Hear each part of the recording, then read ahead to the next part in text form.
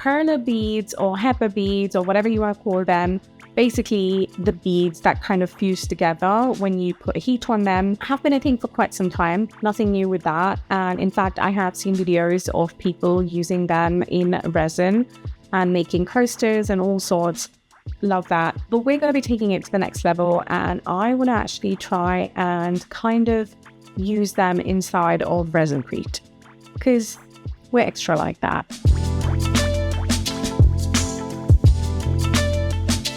Okay, so now for the exciting part of this project, we are going to be working with these perler beads that I ordered just off of Amazon, and I printed out this yin yang design. And basically what you do is add this and then place your beads on top of the design as you like. And then the idea is that you can fuse them with some heat. So we're going to see how this goes. I haven't done it previously, so I'm expecting it to be a very satisfying process putting these down. So I'm going to get started.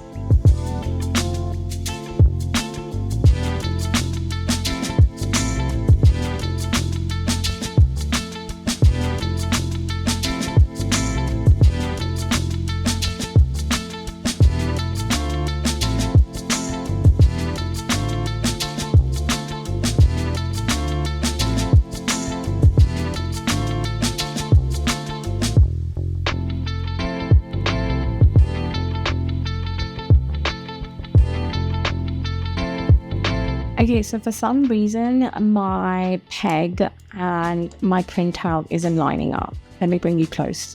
So if I line up my circles on top, they are not lining up everywhere. So there's obviously something to do with the size of the peg and the printout, and maybe I was meant to do it differently, but I'm just going to use my own judgment as to when I'm putting these down, and hopefully it'll work out. Hopefully. Hey, don't jinx yourself.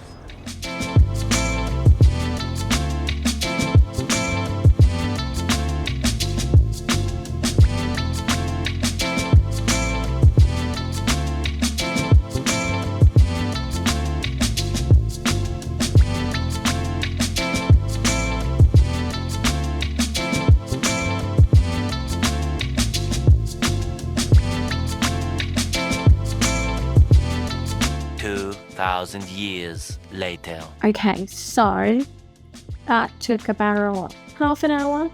It was pretty satisfying, and I think I'm done with the black for now. I mean, we're gonna see how the whole thing comes together once we add the white, and then like I said, because things are not lined up perfectly, I might have to sort of use a bit of judgment and play around until we get it right. But for now, I think I'm done with the black. Moving on to the white.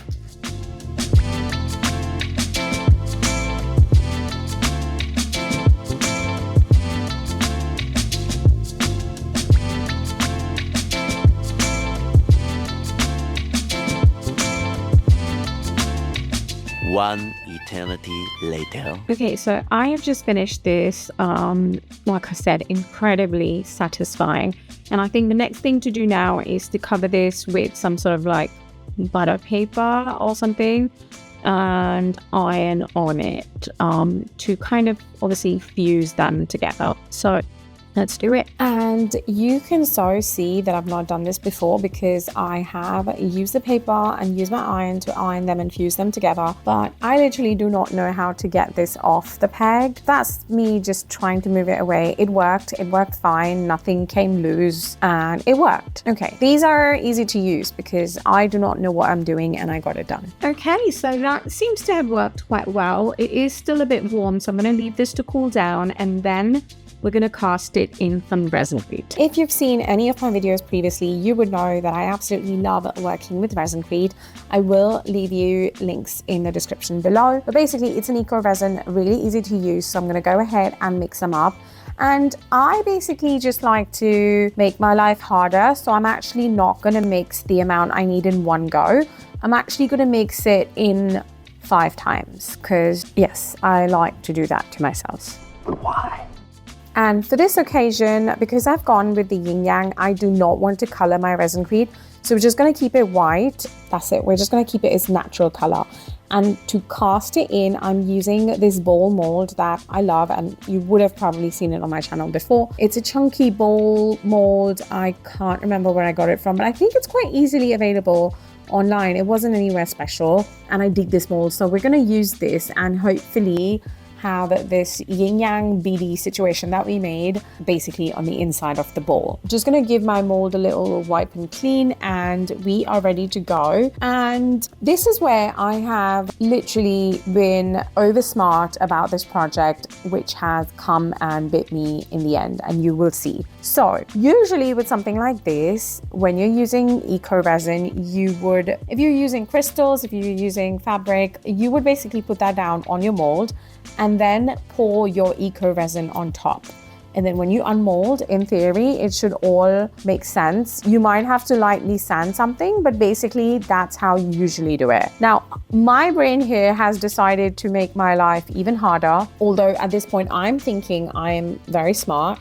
So my thoughts are that if I do it that way, because the Perler beads have a ton of holes in them, this Resincrete is going to go every which way and it's going to entirely submerge into the Resincrete. So I think it's a bad idea. So what I have decided to do is pour the entire Resincrete down and create a bowl, like entirely, and then come back and put the Perler beads onto some fresh Resincrete at the base of the bowl. And I just laid a bottle of resin to weigh it down and help it adhere to the Resincrete. So this obviously didn't work. I don't know what I was thinking, because this is an eco resin and not resin, so it didn't kind of blend in as I was hoping. So it looks really ugly. I mean, I could go ahead maybe and sand this down, but it's just going to be awkward because of the angle. So I do have some more beads left over, and I think I'm going to make another one of these and we'll try it the original way. We'll put this down, pour the Resincrete on top and see if it works. So this is me yet another time sitting with those beads and working my way with them. You don't need to see the whole thing, so it's going to be magically ready just like that. And once again, I have gone over with my iron and fused this yin yang together. Okay, so second time around, we are doing this once again, Resincrete mixed up.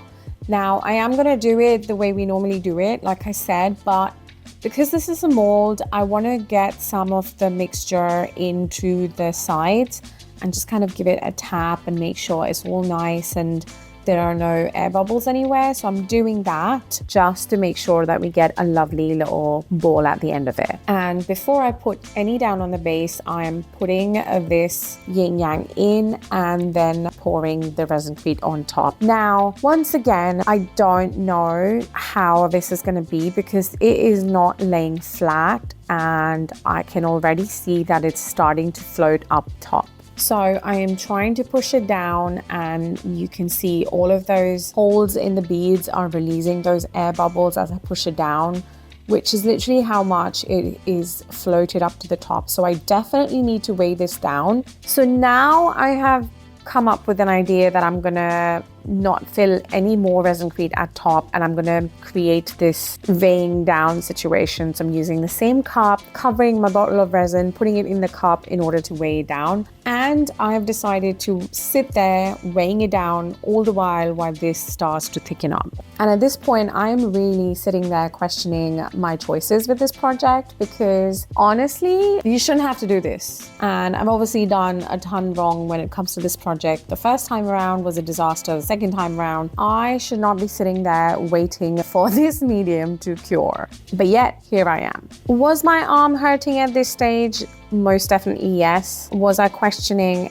all of my life choices by now? I probably was. After what seemed like forever, Sky came to get me and I finally let go of the ball and I left it because it was starting to thicken up. So I got the plastic out once it was cured and it was time to then fill back in the big hole that we made at the bottom of this bowl and also bring it up all the way to the edge of the mold. And this time I have overflowed the amount of Resincrete that went in. So we have quite a lot that just spilled out. 46 minutes later. So anyway, it has now finally been 45 more minutes after we've topped this up, and it is time to unmold it. And now that it's out, I can tell that I have a long night of sanding ahead of me. So I'm going to get my sanding sponge and wet it down and wet sand this until I can finally show you what it looks like. Much later. So this is finally what we got in the end. So it does have the cool pixelated effect that I was after. I guess you could say it worked. There are problems with it. It's not centered. Once it went in face down, I had no control if it's going to be centered or not. So that's the thing. And then some of the gaps here are filled, some are not. Again, don't have control on that part either if you do this. So overall, I feel like there might be a reason why people don't do this. It works, but is it worth all that effort and all those unknowns? I'm not sure. I have mixed feelings about this one. Let me know in the comments what your thoughts are, and I shall see you in the next video. Bye! If you've enjoyed this video, YouTube thinks you will like this one too, so go check it out.